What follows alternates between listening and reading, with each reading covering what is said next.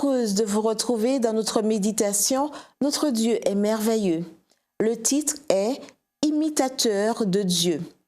La vérité de l'Éternel dure à toujours. Psaume 117, verset 2. Quand ressemblons-nous le plus à Dieu en ce qui concerne notre manière d'agir? Eh bien, nous ressemblons à Dieu quand nous aimons sans condition, quand nous pardonnons, quand nous servons notre prochain, quand nous donnons sans rien attendre en échange. La liste est évidemment sans fin, mais elle serait incomplète sans cette autre caractéristique. Nous imitons Dieu quand nous tenons nos promesses.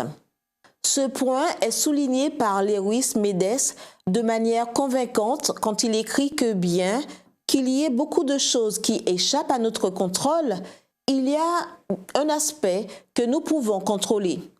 Non pas 2 fois, mais 10 000 fois plus. Notre capacité à tenir les promesses que nous faisons aux gens que nous aimons. Selon cet auteur, nous ne ressemblons jamais autant à Dieu que quand nous accomplissons nos vœux d'amour et de fidélité envers ceux que nous aimons. N'est-ce pas intéressant? Bien que l'affirmation de Smedes puisse être sujette à débat, personne ne peut nier que nous imitons Dieu chaque fois que nous honorons nos promesses. Car il n'y a probablement pas un aspect du caractère de Dieu que soulignent les Écritures plus que sa fidélité. Voir Deutéronome 7, verset 9. Ce fait est bien illustré dans un récit où Cynthia Covey parle du jour le plus heureux de sa vie. Elle dit qu'elle avait 12 ans quand son père, l'auteur Stephen Covey, lui promit de l'emmener en voyage d'affaires à San Francisco. Durant 3 mois, père et fille planifièrent ce qu'ils feraient dans les moindres détails.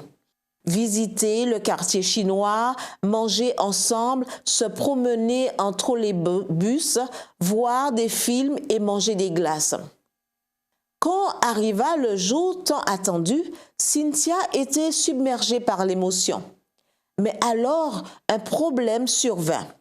Son père arriva à l'hôtel accompagné d'un homme d'affaires influent qui insistait pour les emmener faire un tour et dîner avec lui. En plus de cela, Cynthia voyait que cet homme insistait pour que son père accepte. Quand tout paraissait indiquer que la promenade rêvée allait être annulée, son père lui coupa la parole. « Écoute Bill, dit-il, je te remercie beaucoup pour ta gentillesse, mais je veux passer un moment spécial avec ma fille. Elle et moi avons soigneusement planifié ce voyage. » Cynthia raconte que la promenade s'est déroulée selon ce qui avait été planifié jusque dans les moindres détails.